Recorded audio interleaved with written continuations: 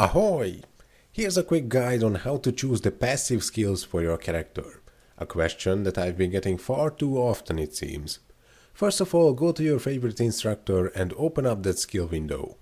I won't talk about these skills, the specialized in battle style ones, as they are class specific and you need to learn all of them and maximize them to level 20. You will have enough skill points to maximize them and enough slots to learn them all. Now the harder part is choosing the skills in the common category. The same choices are available to every class here, but there are plenty of skills and you only have 6 slots. So let me help with choosing them. Now there are 3 that are just about the same for everyone. They are really essential, and to be honest, I haven't seen a single player who didn't have those 3 learned. First is Vitality Mastery, the one that increases your HP. I guess this is kinda obvious. The other 2 that you will need are the ones for attack or magic attack. Obviously, if you're a sword-based class, you will need attack, and if you're a magic-based one, you will need magic attack. At regular skill rank, you will find offensive sense and force control, and at Grandmaster, you have ruling force and impact control. So that's the first 3 slots filled. For the other 3, you have 4 different options. The first option is to learn Mana Mastery. This is something I wouldn't recommend. By the time you reach level 200, you will have enough mana to use, and the only reason why you'd need more is to avoid mana freeze, the debuff from Force Bladers and a few bosses from certain dungeons. But really, those are very specific cases, and you should not sacrifice a permanent skill slot just to be immune to those. So the other 3 options are defense, attack rate, and defense rate. Now, in my opinion, the best defense is offense, and what good is your character if it can't hit your target? So I would say you should try to aim for at least 6000 attack rate somehow. But, of course, the more the merrier. That highly depends on your class because its main source is dexterity. And for example, a blader or a force blader would have plenty of that, whereas a wizard would always need more.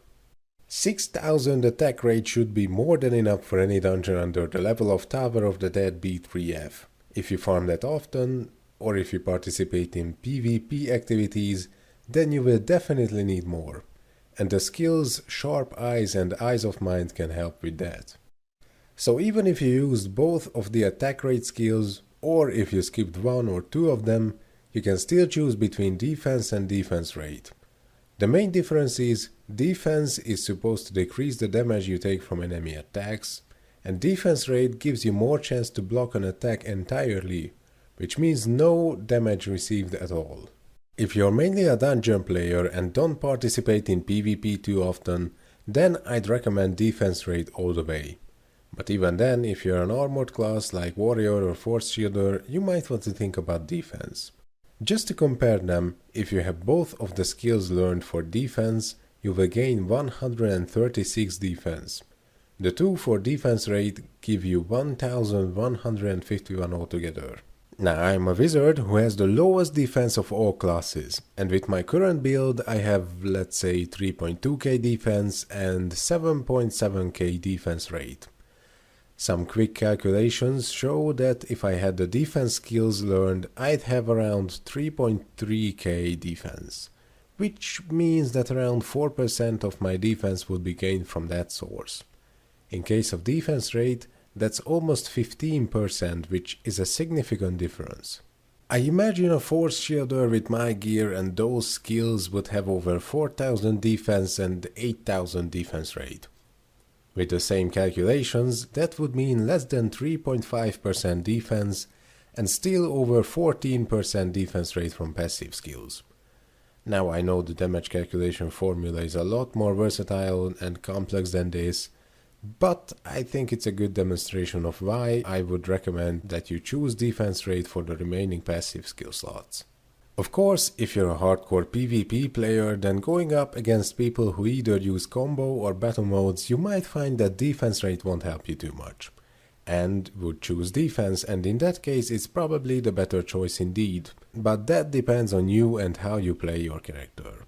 I hope this video will help with your decision if you're a new player, or might make you reconsider your passive skills if you aren't.